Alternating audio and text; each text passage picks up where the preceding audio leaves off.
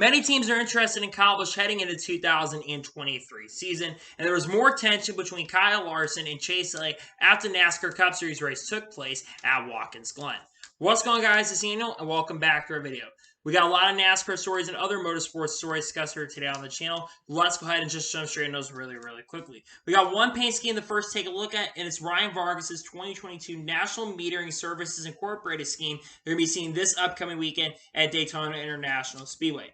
This paint scheme looks really good in my opinion. Very excited to see that Ryan Vargas has a new sponsor willing to work with them. I know that 16 has been kind of struggling for sponsorship this year, so it's good to see a new sponsor. Happy to see that they'll be sponsoring Ryan Vargas this weekend at Daytona. And now we're going to go ahead and jump on to the next story of today's episode as we're talking about Crimson Tide. As it was announced on Friday that Crimson Tide has become a partner of NASCAR. Really good to see that NASCAR is partnering up with Crimson Tide, of course, basically Alabama University, one of the greatest football schools out there. It's amazing to see that Crimson Tide will partner up with NASCAR. Really, just what we've been seeing with NASCAR, we've been seeing so many new sponsors and new partners coming in. I think it's awesome to see and happy to see that Crimson Tide has partnered up with NASCAR. I think it's really awesome to see, in my honest and sincere opinion. And now we're going to go ahead and jump on to the next story of today's episode as we're going to go ahead and talk about the Watkins Glen. As it was announced for the Cup Series race took place this weekend that Watkins Glen officially sold out. This is the 5th race this year so far to sell out in the 2022 calendar. The Daytona 500, I gave Gateway, I believe a couple other races like Talladega and a couple other races so far have sold out this year. NASCAR attendance so far in 2022 has generally been up, and I think it's just awesome to see that Watkins Glen is another race that gets to add its name to the racetracks that have sold out so far this year. I think it's so awesome to see, really great to see for sure, and happy to see that the NASCAR weekend was able to be sold out at Watkins Glen. It's pretty exciting for sure.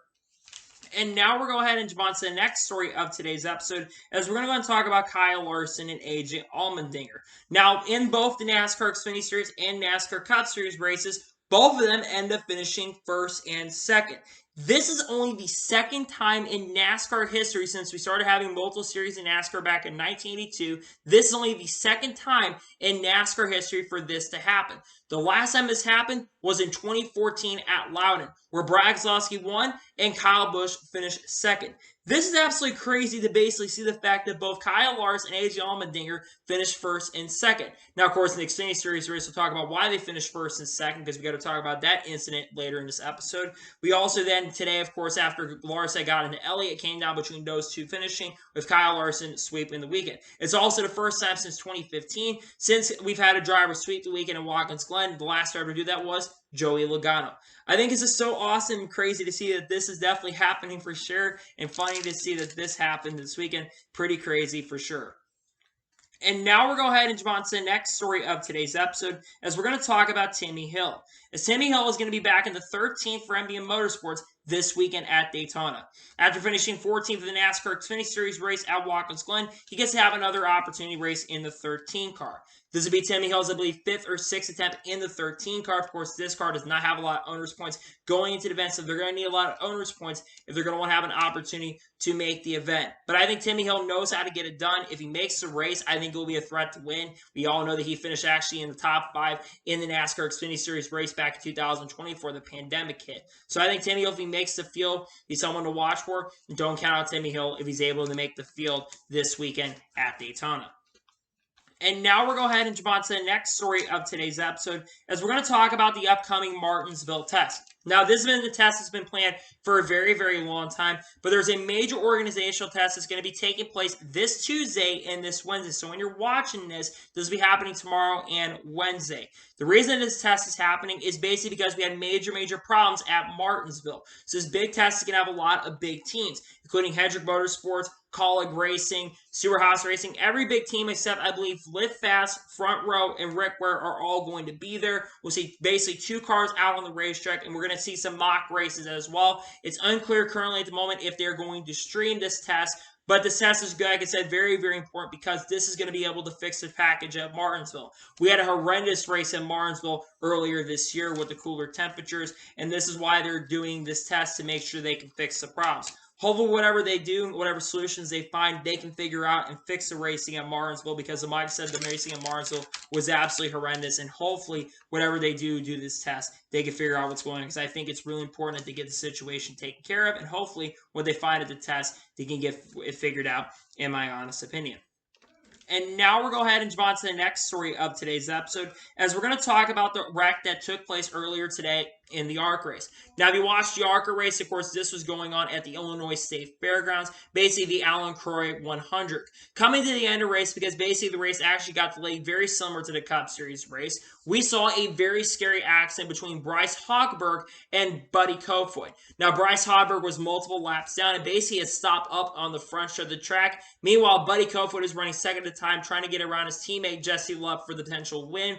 There was a massive accident and a very scary wreck that ended up taking place, where basically we saw Buddy Kofoid just drive straight into Bryce Hogberg. Now, two things I'm thinking. Number one, where's the caution being thrown? Why was there no caution being thrown with the car literally sitting right there? We could have had very serious injuries. Luckily, both of Bryce Hogberg and Buddy Kofoid, okay, that's the other thing. So I'm glad those two are basically okay. But why was there no caution thrown? I do not understand why it took them so long to throw the caution. It makes no sense to me to wait that long to throw it. And basically, it was a very scary situation where a driver could have gotten hurt or very seriously hurt. Especially, I don't think these ARCA cars are as safe as the NASCAR Cup Series cars are. They need to figure out the safety issues and stop causing problems, because this something needs to be addressed about this. And I think ARCA needs to get their officiating together, because they've had officiating problems. And this may be one of the worst officiations I've ever seen in ARCA history. And now we're going to go ahead and jump on to the next story of today's episode, as we're going to talk about Chase Elliott.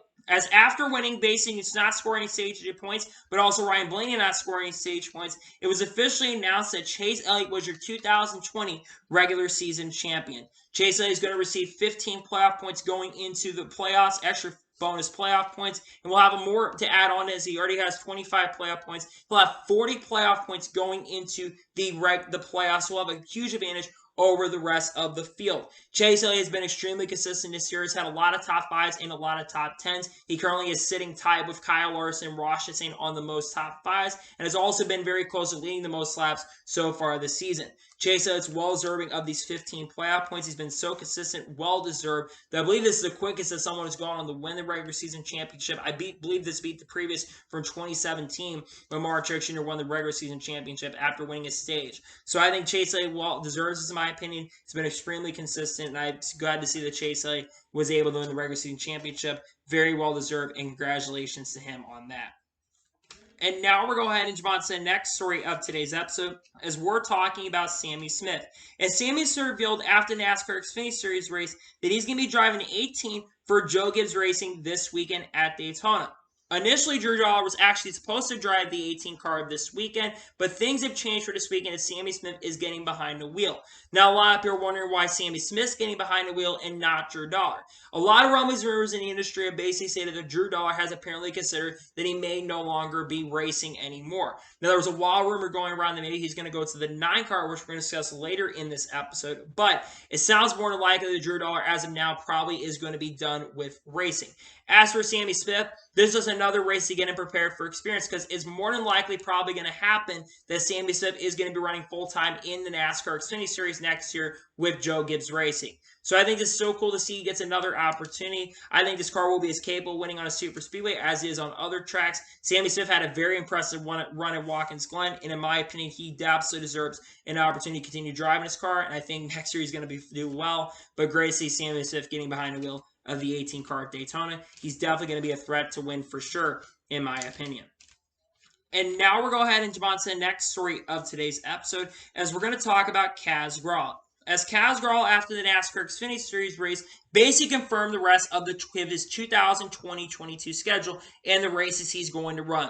He says in his post-race interview, and shout out to Nathan Solomon for basically catching his interview, he basically said that he will be running at least 3 more Camping World Truck Series races, so 3 out of the last 5 Camping World Truck Series races he is going to run.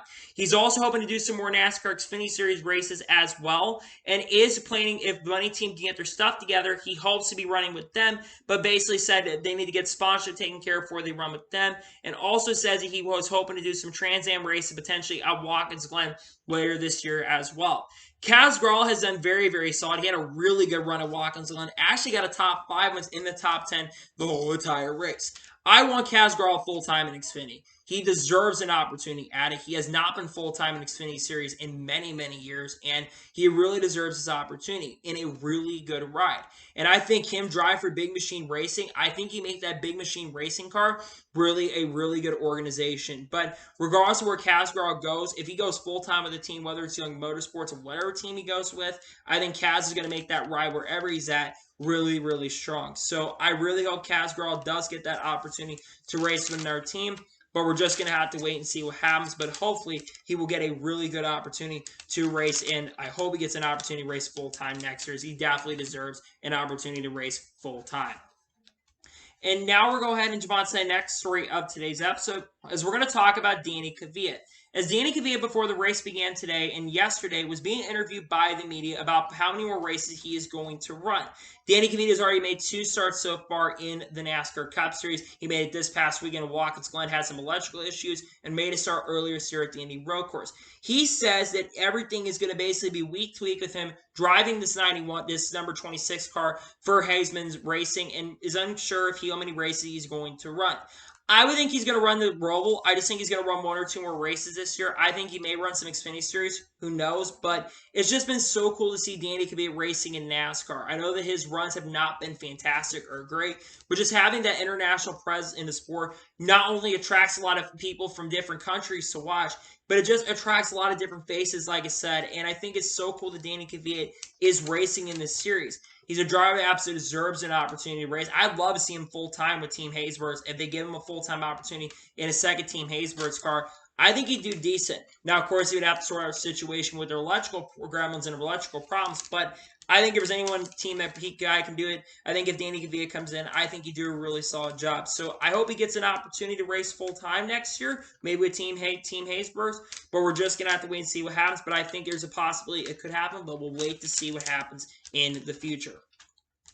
And now we'll go ahead and jump on to the next story of today's episode, as we're talking about Helio Castronevas. As it was announced on Friday, that Helio Castronevas is going to be returning to Meyer-Shank Racing full-time in 2023, and will continue driving the 06 car heading into 2023 as well. This will be Helio Castronevas' second full-time year with this team and 3rd year with Meyer-Shank Racing. The big thing, of course, about Helio Castronevas is he's gone on to not only win the Rolex 24 for this team in IMSA, but has also won the Indy 500 with this team as well. But it has been an up-and-down year for Helio Castronevas this year. One of the big things we know is that he's had some issues getting adjusted to basically the halo in the screen. He's still trying to get used to the aero screen currently at the moment as well. That's one reason why he's been having some troubles getting used to that. But I think he absolutely deserves this. Helio Castronevas is one of only 4 drivers that's gone on to win 4 Indianapolis 500s. And once again, in 2023, he's going to have an opportunity to do that. Now, is it very possible Helio Castronevas race in other forms of racing heading the next year? We'll talk about that. But when I look at Helio Castronevas, he's a driver that's a legend in IndyCar, has won a lot of races. And I think with Meyer-Shank, their team, it is on the up and up. They have been showing more pace and speed as a full-screen organization. And I think that Castronevas will be someone to watch for as we get farther down the road. I think he's definitely someone to watch for, and I think he absolutely deserves this extension with the team. He's a great driver, deserves this, and one of the greatest IndyCar drivers ever, and I'm very happy to see that Castronevas is going to continue driving for this team. He's got a lot of success in IndyCar, well-deserved in my opinion, and happy to see that Castronevas is going to continue driving for this team heading into 2023. He deserves this. And now we're going to go ahead and jump on to the next story of today's episode, as we're going to talk about Big Machine Racing. Now, Big Machine Racing's owner, Scott Borchetta, was on SiriusXM NASCAR Radio this past Friday. There was a lot of notes that basically came out from that broadcast and that press conference basically had on SiriusXM. He says that Ricky Stenhouse Jr. will be racing the 48 car at Daytona. Ross Chastain is hopefully going to run a few races with the team heading into this year because they've only got a few races left before the Cup playoffs start, and they're hoping to have one full-time driver in 2023. In addition to that, Scott Borchetta also noted that he is considering potentially racing an Xfinity Series race himself as well in one of the Big Machine Racing cars. Let's start off with Ricky Stenhouse Jr. This one's basically been already confirmed at this point. We actually thought that he was going to be driving a 48 car at Michigan, but things changed at the last minute. But he'll be back in the 48 car. He's definitely going to be one to watch here for sure. I think this Stenhouse is going to definitely be a threat to win in the 48 car. I think he'll absolutely be a driver to keep your eyes on. Now let's talk about Ross Chastain. Chastain's probably going to run, I would think he's probably going to run Darlington in that 48 car unless Reddick gets, but Reddick's probably not going to be running anymore. And then, of course, potentially other drivers, like other races, maybe another race down the road, or if Big Machine runs 2 cars, there can be very possibility that he's going to run a few more races. Now let's transition to the one full-time driver in 2023.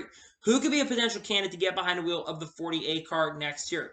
I think it's going to be down to 2 or 3 drivers. One driver I'll talk about is Kaz Grawl. Like I mentioned earlier, Kaz Grawl has made some starts at Big Machine Racing and has generally been really, really good with the Big Machine Racing organization. I think he's got a potential to get this team up, and I think he'll do really, really well. They also go with Jay Buford. Jay Buford's driven multiple races in the 48 car for Big Machine Racing, but again, they want to go full-time, and I have no disrespect to Jay Buford, but in the race that he ran on the ovals, he wasn't the greatest out there, and just in my opinion, he wasn't the greatest driver out there and didn't perform the best. The other driver I think that could potentially get behind the wheel of that 48 car, and I think this is the one that's probably more than likely than any others, is Ty Dillon. Ty Dillon right now is not signed for 2023 with any organization, and I look at, because he actually is driven for the 48 team for Big Machine Racing, I look at this as a potential outing of where he could go. Ty Dillon is basically driven for this team, and like I said, I think that if he wants to go full-time, he wants to run full-time, I think the 48 car with that big RCR alliance, I really do honestly believe that that could be a factor, a ride. It could potentially become a factor. So I think it's going to be Ty Dillon ends up in the 48 car for next year, but we'll wait to see what happens. But pretty cool notes basically from Big Machine Racing, and we'll wait to see what happens. But yeah, sounds like they're looking and working on their plans for 2023 currently at the moment, and other things going into the rest of the season. And now we'll go ahead and jump on to the next story of today's episode, as we're going to talk about the IndyCar race from Worldwide Technology Raceway. So when you're watching this, a couple days ago was the IndyCar race from Worldwide Technology Raceway.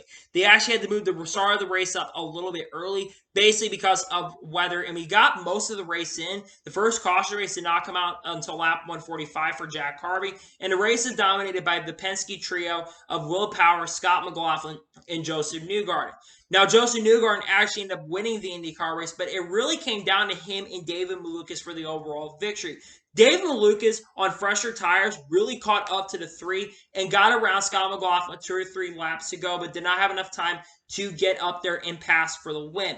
But I just want to say David Malukas' performance was impressive, and Joseph Newgarden got his 5th win of 2022. This is the first time that he has won 4-5 races in a season, and now is only 3 points behind his teammate Will Power with 2 races to go. There are now 7 drivers still in competitive contention for the championship and 59 points separating the top 7. I think it's going to be a really fun battle going to the finals and going into the last 2 races. I think especially with Portland, how chaotic is going into turn number 1 and basically into that area. I think it's definitely going to be a threat. Very fun to watch for sure. I know that Penske's not been fantastic. I think Ganassi's going to have an advantage there. There are 7 drivers who are competing for a championship, and I think it's going to be extremely fun to see what happens. But there's a really good race too, in my opinion, and happy to see that Joseph Newgarden got the victory in the race. And now we'll go ahead and jump on to the next story of today's episode, as we're going to talk about Kimi Räikkönen. Now, Kimi Räikkönen, of course, this past weekend made his NASCAR Cup Series debut at Watkins, Glen, and qualified 27th. Now, Kimi Räikkönen in the race was actually extremely impressive. Ran a lot of the race in the top 10 and the top 15, and basically, unfortunately, got back in traffic, basically doing the pitting near the end of stage number 2. Now, unfortunately for Kimi, on the start of stage number 3, Kimi Räikkönen got caught up in a mess with Ross Chastain, who technically was his teammate, and Austin Dillon, and Kimi had nowhere to go and ran into the tire barriers. After the race, Kimi Räikkönen basically said that his debut was really, really fun to be out there, and he says he's not sure if he will make any more starts in NASCAR. We'll just have to wait and see what happens.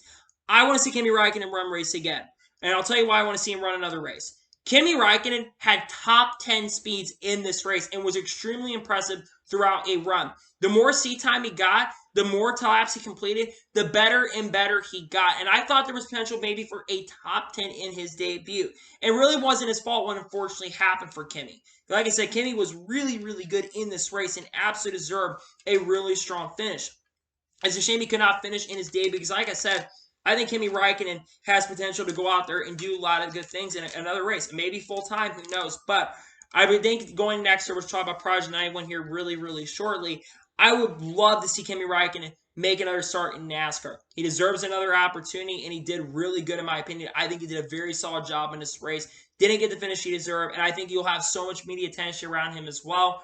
So if Kimi Räikkönen does get an opportunity, and Justin Marks, maybe consider putting him in your car once again for 2023. We'll see what happens, but I think it'd be awesome for sure to see Kimi Räikkönen come back at least for one more start in the future. Hopefully maybe this year for sure.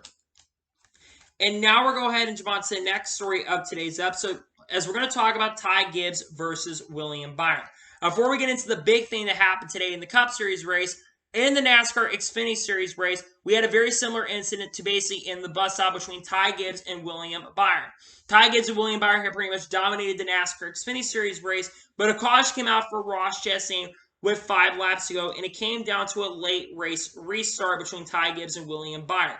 Both of them had really, really strong restarts going up basically the hill. And going into the bus stop, there was contact between Ty Gibbs and William Byron, and both of them ended up spinning out, and both of them ended up going around. And Kyle Larson passed him, and AJ got around, and basically in battle eventually between Ty Gibbs and Kyle Larson and AJ Allmendinger for the victory, with Kyle Larson winning. There had been some contact basically on the racetrack. Basically, William Byron went to talk to Ty Gibbs after, and it seems like they talk, and it seems like everything is good. I saw a lot of debate on social media between both what happened with Byron, how they both handled the situation. And to me, I thought it was just a racing incident. It's 5 laps to go. You're going for a win. And they both wrecked each other. It's not like one person made a mistake over the other. I think they both made a mistake, but they're racing hard for a win. And whoever basically gets out of the bus stop first is probably going to win the race. And it's going to be very, very difficult to pass because both those guys were extremely strong in this race. And because of that, I think that's why they ended up taking each other out and basically wrecking each other, going for the overall win. You got to do what you got to do to win these races. And I don't think it was very egregious. They're both going for the win. They're going for the same real estate. And they're trying to go out there and win a race. I can't blame them for both racing really, really hard. It's just really good, awesome, and fun and hard racing going for a victory. So I really do think that what people saying basically at one of the others at fall, I think it was just a racing deal to me, and I don't think we're seeing any tension between the two. I know people want a rivalry between Ty Gibbs and William Byron, and William Byron was extremely cool. I think William Byron also knows that, one, he's in a Cup Series. He's got to focus on trying to win Cup races because Cup the last couple months for him has been kind of disastrous for William. And I think he's out there in Xfinity races to get experience. And he probably want to get that 17 car in victory lane too. That's why he was super, super aggressive. But to me, I thought it was just a racing deal. It was just one of those racing deals, and they're going for the win. I honestly cannot blame them for trying to go for a victory. It's just hard racing to me, and I did not see really anything wrong with what they did, in my honest opinion. Now we're going to go ahead and jump on to the next story of today's episode, as we're going to talk about the 9 car for Junior Motorsports. Now, we already know at this point that Noah Gragson is moving up to the Cup Series for 2023 to drive the 42 for Petty GMS Racing or Petty GMS Motorsports. So we're wondering right now, what's going to happen to the 9 car heading into 2023?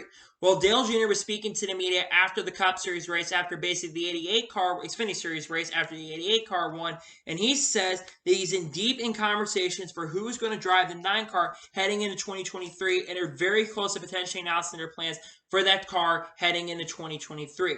Who potentially could be favorites to get behind the wheel of this car? Let's talk about some potential candidates. You have to look at potential drivers that are in the Chevy pipeline. The first driver mentioned is Carson Hocevar. Carson Hocevar currently drives a 42 Ford Nice Motorsports, and he's been very impressive with Nice Motorsports this year. He's had a lot of great runs in that truck. He's been very close to winning, and I know he would love to get into the 9 car for Junior Motorsports. He's an aggressive young driver, brings a lot of personality, has sponsorship as well, would have companies like Black Rifle Coffee that'd be willing to work with him. He'd be an amazing candidate for sure to get behind the wheel.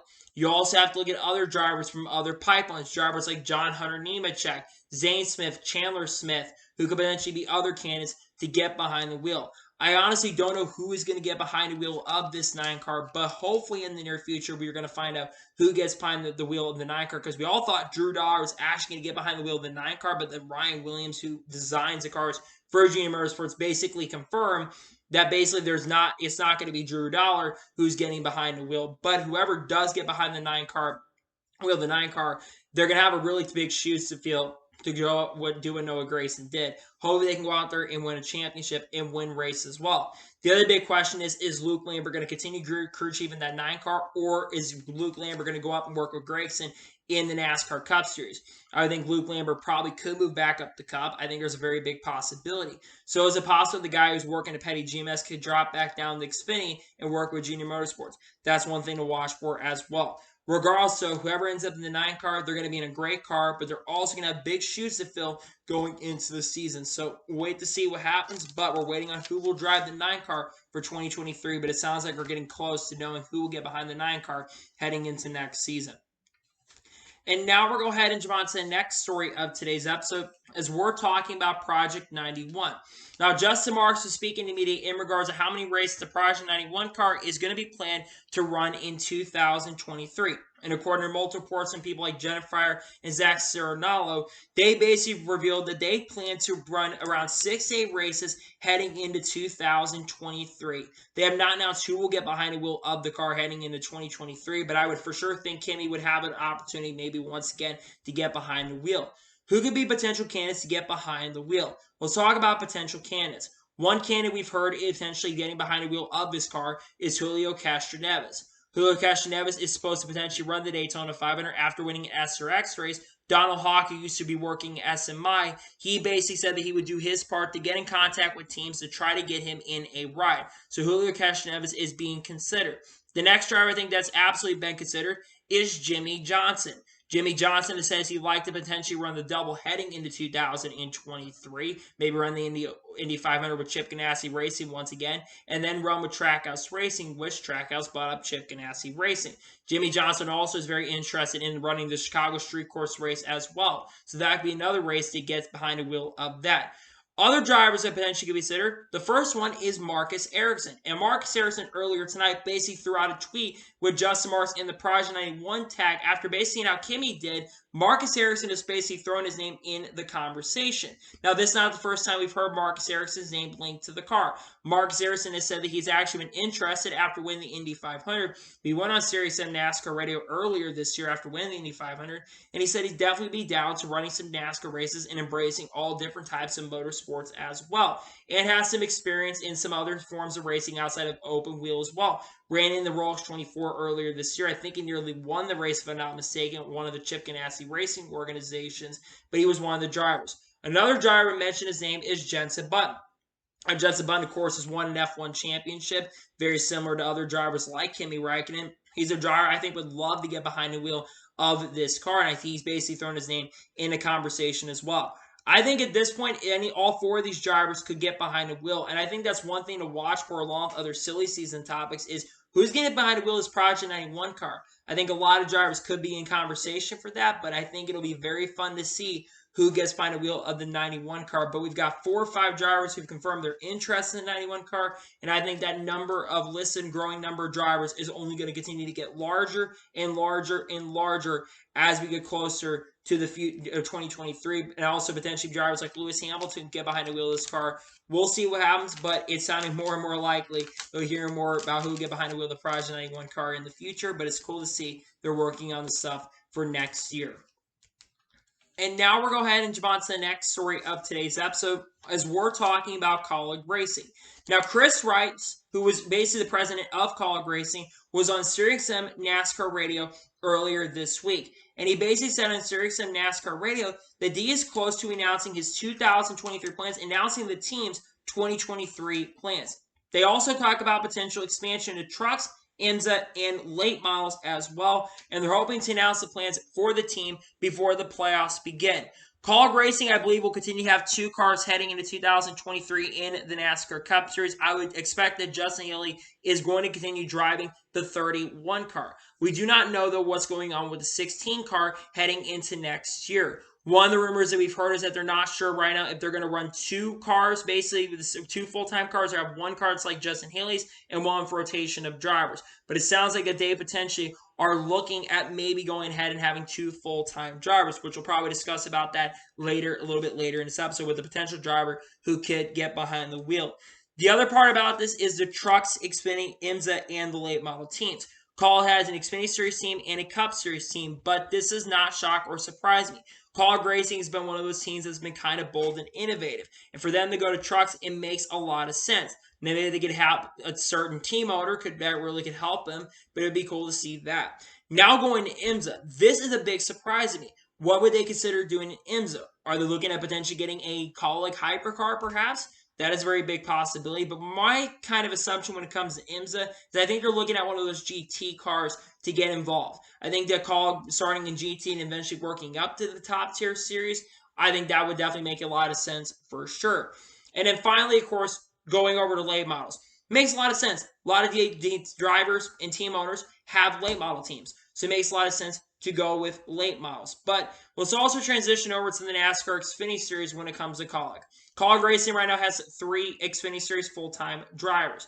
AJ's more than likely coming back next year. I would think he probably is going to be back next year. Daniel Hemrick has sponsorship and funding, so I think he's going to be back next year. And I'm not sure about Landon Castle. Landon Castle doesn't have really any funding right now. With Voyager having their bankruptcy issues, I would think there's a very strong possibility that he could be out of Kaulig Racing. But then again, he could come back. Who knows? I think Landon's had a good year this year, not a fantastic year. But then again, I think Kaulig needs to work on their other programs for making some big jumps. But I love what Kaulig is looking at. And I think we'll hear more about this before. We may hear about this week. We may hear in the next couple days and probably the next 2 weeks. We're going to know what's going on with Kaulig Racing. But it's so interesting to watch what's happened to Kaulig Racing. And there's a lot of stuff that's going on with that organization currently at the moment right now. And now we're going to go ahead and jump on to the next story of today's episode as we're talking about the 2023 schedule. Now, the 2023 schedule already was actually supposed to be revealed at this point. But according to Bob Pockets, who works at Fox Sports, he says that people that he's talked to in the industry, and he says industry folks, don't expect a schedule announcement until after Labor Day.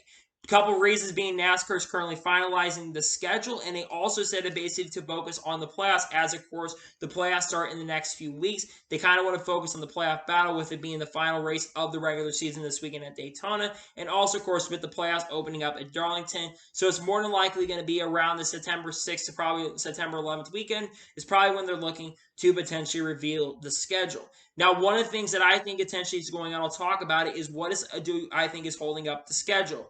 Obviously, like I said, they're supposed to be scheduled already, but they haven't. The thing I think that I believe is holding up the release of this schedule right now is basically right now the fact that currently at the moment there is one major thing that I think is holding up. And I think that, friends, is basically what is holding up the release of the 2023 schedule is basically the All-Star race. Fox apparently wants the All-Star race basically moved. So you have to think about it. Is Texas going to have 2 dates heading next year or not? With the All-Star race, they want it moved. It also hurts COTA as well, because COTA, if Texas gets a spring date, we've already talked about this, so there's a lot of talk that Texas is going to reconfigure and basically have a different type of track. They're going to blow the track up and reconfigure it for 2024. But like I mentioned, they're looking to do a spring race as well.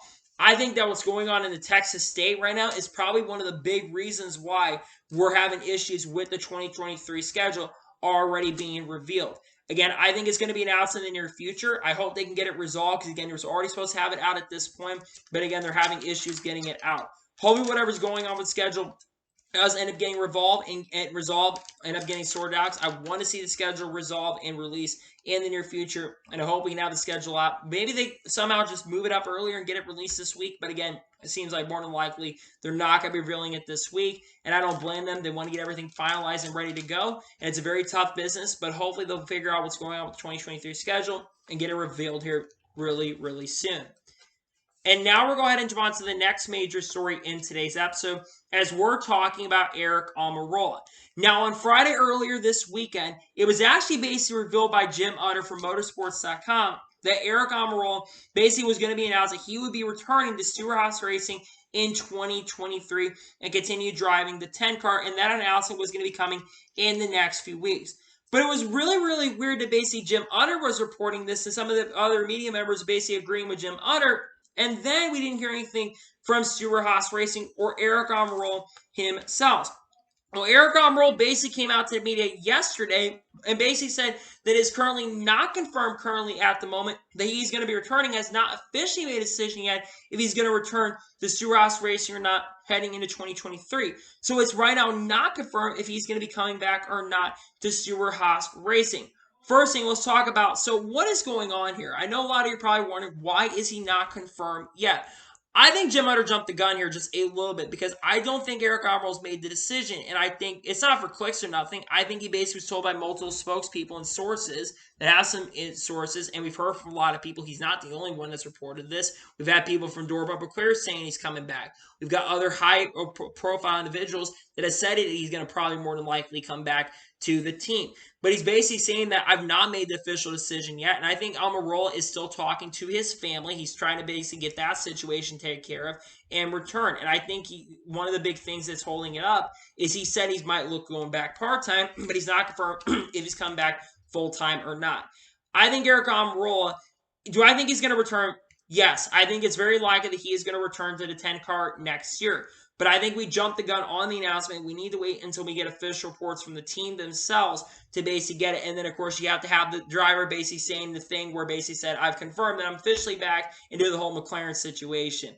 This is absolutely crazy to see, though. We've had so many silly season blunders this year with communication. Now, this time, it wasn't a communication breakdown with teams. It's a communication breakdown with sources telling something that was going to happen and something had not been announced. But you look at Eric Almirola, regardless if he does retire or not, Eric Almirola has gone on to win 3 races in Cup, which not a lot of drivers have been able to do. And he's had a very solid career, won a lot of races in NASCAR, and I just think that if Eric Almirola, if this is it for him, he's had a very solid year. He's going to have to win Daytona to make the playoffs. I think he'll make a decision if he makes the playoffs or not. I think if he wins Daytona, makes the playoffs, I think he for sure comes back. If not, we'll see what happens. But I think it's very, very likely that Eric Almirola is going to come back, and I think a lot of it has to do with Smithfield. I think that Smithfield money really is playing a factor. But I think Kyle Busch is also playing a factor in why Eric Almirola has not officially confirmed that he's coming back yet. I think we're waiting on what's going on with Kyle Busch, which we talk about here very, very shortly. But again,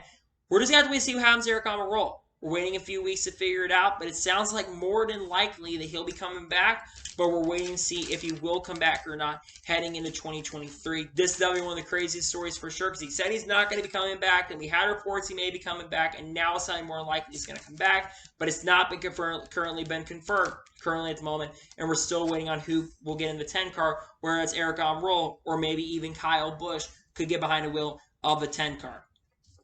And now we're going to go ahead and jump on to the first of 2 major stories in today's episode, as we're talking about Chase Elliott versus Kyle Larson. Now, if you watched the NASCAR Cup Series race either yesterday or earlier today, you saw the situation between Chase Elliott and Kyle Larson late in the race. And this is not the first time that Chase Elliott and Kyle Larson have gotten into it. So let's transfer back to about 6 or 7 laps to go. On the previous restart in the race, Chase Elliott and Kyle Larson had a pretty solid battle at the start, but eventually Chase Elliott cleared Kyle Larson. And then Larisse Haseman basically brought the caution out with 7 laps to go. So then it basically came down between Kyle Larson and Chase Elliott for the win. Going into turn number 1, Kyle Larson basically outbraked Chase Elliott, but overdrove the corner and forced Chase Elliott really, really wide on this restart. And Kyle Larson cleared and got away and basically pulled away and ended up going to victory lane. Meanwhile, Chase Elliott only lost a few positions, actually dropped to 6th, but then eventually got back up to 4th. After the race, you could visibly see that Chase Elliott was very, very angry and very, very frustrated. And he was talking to Rick Hendrick and Jeff Gordon about that move and how angry and frustrated he was. Then after Kyle Larson actually spoke to the media himself and said that it really is not the way I want to win these races, but I got to do what I got to do to go out there and win. And I knew that basically I had the bottom right there and had the opportunity to go and get that win. So he took the bottom and got the advantage and got the lead. Then in the media center, Kyle Larson basically reiterated he doesn't think that Chase Elliott is really, really mad at the moment. Well, I think that Chase Elliott is a little bit frustrated. How he spoke in the media center tonight, I think it really showed that he was really, really frustrated. It gave me some sort of Kyle Busch things. The way he was answering was very, very quick, but very, very kind of frustrated. And basically was also kind of cutting off some of the reporters as well on his frustrations as well in the media center as well. Again, he was really, really upset about what absolutely happened. And then he kept mentioning Bristol, so it sounds like maybe we're going to get some payback at Bristol. I want to give my overall thoughts on this situation with Chase Elliott and Kyle Larson. Look, this is not the first time that Chase Elliott and Kyle Larson have gotten into it. You have to go back earlier this year with what happened between them at Auto Club. Basically, with around 20 laps to go in this race, Chase Elliott had a massive, massive run on Kyle Larson and was going to go to the outside. Well, Kyle Larson basically came up way too far up front of Chase Elliott and put Chase Elliott in the outside wall and basically got a ton of damage and ended up finishing 26 because that Chase Elliott did, and Kyle Larson said that his spotter had issues. This was not as egregious, so in my opinion, I think it was just a racing deal. And like I said, when it comes to the end of these races, and I'll give my opinion here, I don't think that what Larson did was absolutely egregious. I don't think Larson personally did anything wrong.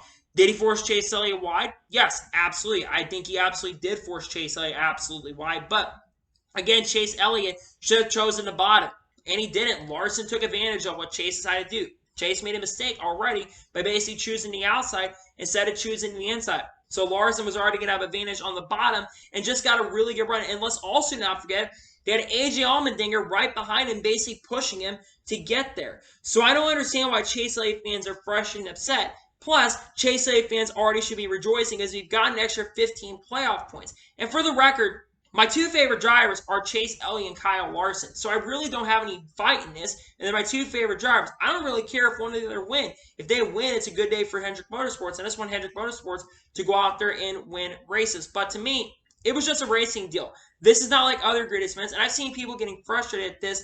There have been more incidents this year to me that have been more egregious. Joey Logano, William Byron near the end of that race, where Logano basically punted William Byron to the outside wall out of frustration. Ross Chastain when he basically got into an Allmendinger and Bowman on the last lap of COTA. To be fair, though, that was basically after he got roughed up first, he got them back at COTA. Ty Gibbs and John Hunter, where they basically got in. Basically, John Hunter got bumped out of the way and bump and run by Ty Gibbs, ended up winning the race. There's been a lot of races here where basically a lot of stuff has happened near the end, and I don't think what Larson did was really, really that wrong. Plus, Larson needs the playoff points, especially with Talladega in the playoffs this year. You're going to have to be really safe there, and I don't think Larson, again, we know Larson, I know he got a top 5 there, but he's not been amazing at the track historically, so I think that's why he was super, super aggressive and trying to get that win. And it's been a while since Larson won, and in the Cup Series. He's been 23 or 24 races, which has been the longest streak at Hendrick. I think that's why he got really, really aggressive, and we saw some aggressive racing from Kyle Larson right there. Again, I understand the frustration from a lot of fans, and I get it and understand it, but at the same token, at the same time, you do have to understand that he's out there trying to go out there and win races as well. So I understand fans being frustrated at the situation, but then again, I understand what Larson did. He's going out there for a win. Maybe we'll see more issues between them, but I'm not really sure if we're going to see really any more crazy situations for them in the future, to be honest with you. I don't know if we'll see any more problems between the two of them. We'll go ahead and jump on to the final major story in today's episode as we're talking about Kyle Busch. And we've talked about Kyle Busch a lot on this channel, and I probably bet you all are probably tired of hearing about Kyle Busch. We've talked a lot about Kyle Busch, and the biggest reason is Kyle Busch currently right now is not signed for 2023 currently a moment, where that is returning to Joe Gibbs Racing for 2023 or going to a new team. Now, Adam Stern, who's been basically one of the guys who's been on the silly season stuff for the last couple of years, gave his take on regards of where he thinks that Kyle Busch is going to end up in 2023. He reports that as Kyle Busch has publicly stated, he is drawing interest from other NASCAR teams if he does not return to Joe Gibbs Racing. He says the 4 teams currently that are currently the favorites at the moment, among other teams, are, get this, Richard Childress Racing, 2311 Racing, Colin Racing, and Stewart Haas Racing. Now we'll talk about that in just a little bit, but also Kyle Busch this past weekend spoke to the media, and he basically said, speaking to media, he really did not sound very confident that he will be returning to Joe Gibbs Racing. He basically said that the team he'll be end up going to will not be the same team he's driven for the last 15 years. He's had a lot of sleepless nights as well, and he basically right now is struggling and had some issues as well and some sleepless nights. He's thought about Kyle Busch Motorsports as well, and there's a lot of factors that play a role into this. Now, why is this currently going on at the moment? Well, like I mentioned at the beginning of the story, Kyle Busch does not have a sponsor for 2023. Joe Gibbs Racing was actually very, very close to signing a sponsor for Kyle Busch for 2023, that being Oracle, who's a big partner of Red Bull Racing. But Oracle basically announced in early to late June, they had dropped their sponsorship and opportunity to work with Kyle Busch, and they dropped the opportunity to work. So that big technology company that we basically rumored did not end up going through. We also know that Kyle Busch made $14 to $16 million. Now, in Indianapolis a few weeks ago, Kyle Busch basically said he'd be willing to take some cuts and be willing to take a little bit less money and taking off his market value. What is that market value that Kyle Busch is probably worth? He's probably thinking around $8 to $10 million. So he said he would take less, but it's unclear there. So it really sounds like Kyle Busch more than likely probably is going to be returning to Joe Gibbs Racing. Let's go through all 4 teams and all the teams as well that are currently in the running for Kyle Busch to potentially go. Let's start off with Joe Gibbs Racing. Joe Gibbs Racing, of course, the team he currently drives for heading into 2022, for this season. But like I mentioned, he's only got a contract with them through 2022. But it's very, very unlikely that Kyle Busch is going to be returning to Joe Gibbs Racing heading into next year. And here's a couple of reasons why. Number one, they're having trouble finding sponsorship funding. And I don't think Joe Gibbs is going to be willing to pay that much money for Kyle Busch to continue driving. The other big reason is they have a backup plan ready to go, that being Ty Gibbs. Ty Gibbs, of course, who currently drives the 18 in the NASCAR Xfinity Series for Joe Gibbs Racing, has already scored 8 or 9 victories in the 2 seasons he has driven for Joe Gibbs Racing, and has also been making some cup starts for Kurt Busch as well. And Ty Gibbs will be willing to take more of a pay and would not be able to take, well, basically, we would take less money than Kyle Busch probably would, even Kyle Busch taking less of a market value. Ty Gibbs would be willing to take less money as well. And I think that Joe Gibbs really wants to get Ty Gibbs in the pipeline as quick as possible as well. So I think at this point it's very unlikely Kyle Busch is going to return to Joe Gibbs Racing. But if he does end up returning, but it doesn't, where would he end up going to? Let's first start off with 2311 Racing. 2311 Racing is still part of the Toyota family, and it's unclear what's going on with 2311 Racing for next year with potentially 1 or 2 scenarios. First, we already know the Bubba Wallace, he has signed a multi-year contract extension. We already knew he's going to be back with the team in 2023, but he signed a multi-year contract extension.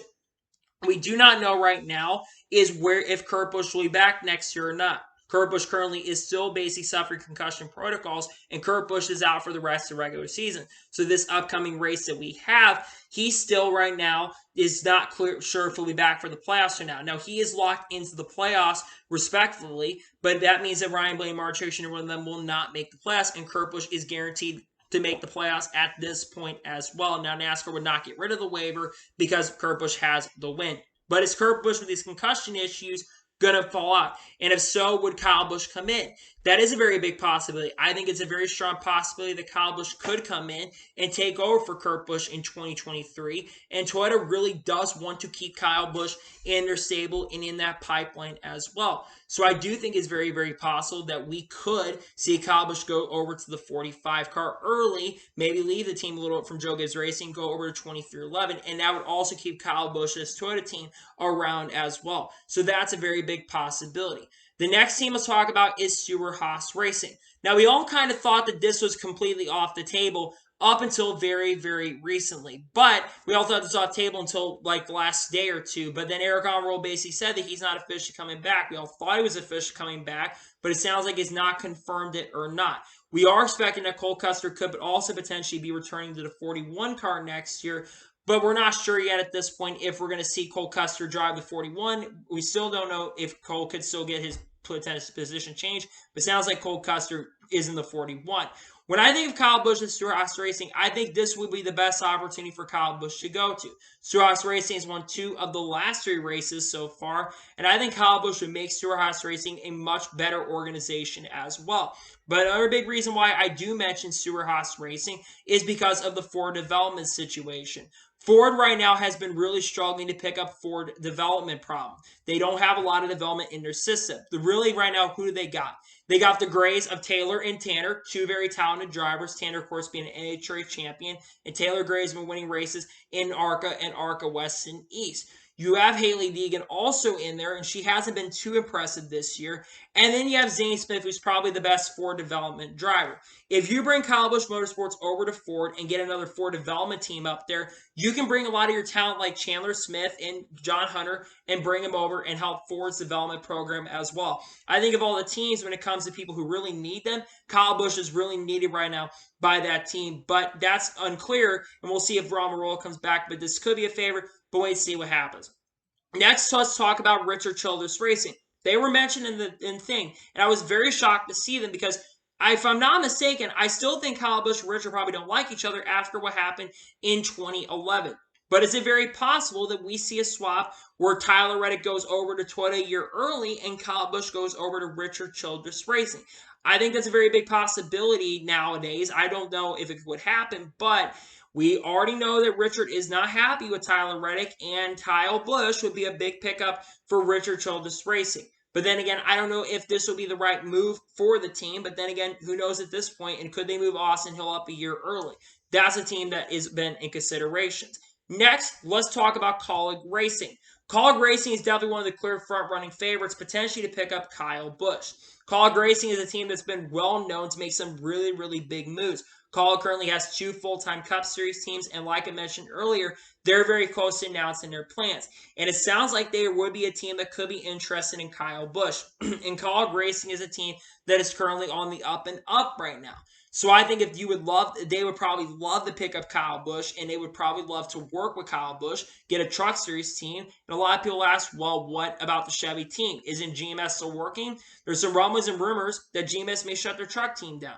Kyle Busch Motorsports, if you bring the Chevy power plant back, you would have a really strong Chevy development group, with Kyle Busch being over where he initially started, well, second manufacturer initially started, and Kyle Busch could bring his truck team in there as well and help Chris Rice and that team do very well, and Kyle Busch would help their Cup program improve as well.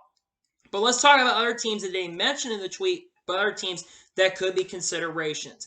People talk about Hendrick Motorsports a lot, and one thing I will say is I don't think there's going to be changes in Hendrick Motorsports.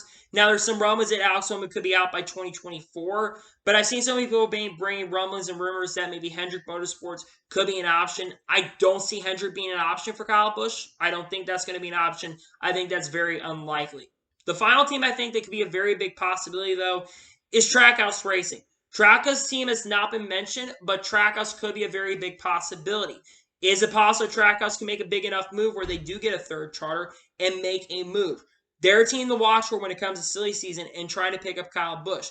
They made some big and crazy moves, and they could be a team that makes a move. Regardless, though, do I think Kyle Busch will be back in the Cup Series? Yes, I think he will be back in the Cup Series. But where do I see Kyle Busch going to? I think Kyle Busch ends up at SHR or Kaulig. I think it's going to be one or the other team. I'm leaning a little more toward Kaulig right now, but anything's possible at this point. He still go back to Joe Gibbs Racing, but I think the ship has sailed to stay at Joe Gibbs Racing, and he's got a lot of interest from different teams. We're going to be following this Kyle Busch story for sure as we get closer, but I think this story will get crazier as we get closer to the end of the silly season. So anyway, that is going to be for today's long NASCAR news and motorsports news video. I want to thank you guys for watching. Please subscribe to the channel notifications to be notified when a video does go live on my channel. Follow me on Twitter, Facebook, and Instagram, and support me on Patreon as well. Link description below over that. Comment your thoughts on today's video. Where do you think Kyle Busch is going to end up heading into the 2023 season? Let me know in the comments below. And what are your thoughts about the Chase Elliott and Kyle Larson situation? And do you think this rivalry will continue in the future or not? Let me know in the comments below. Not entirely sure what's going to be coming out on the channel tomorrow. It may be a silly season update video. I'm not entirely sure. And then on Wednesday, I'm more than likely going to have picks out. So I'm moving picks back a day or two because there's been some changes to my work schedule. Thursday will probably be an NASCAR news video or something. And then we'll have a news video out on Friday. And then we got some other... Actually, Friday we may just have one video because we have the Xfinity Series race coming up from Daytona. And then the Cup race, the cutoff race, will be at Daytona as well. A lot of content for you guys on the way that I think you're really going to enjoy. So anyway, like I said, I want to thank you guys for watching today's video, and I'll see you guys next time for some more great, awesome NASCAR and other motorsports content on the channel like this. Take care, everybody.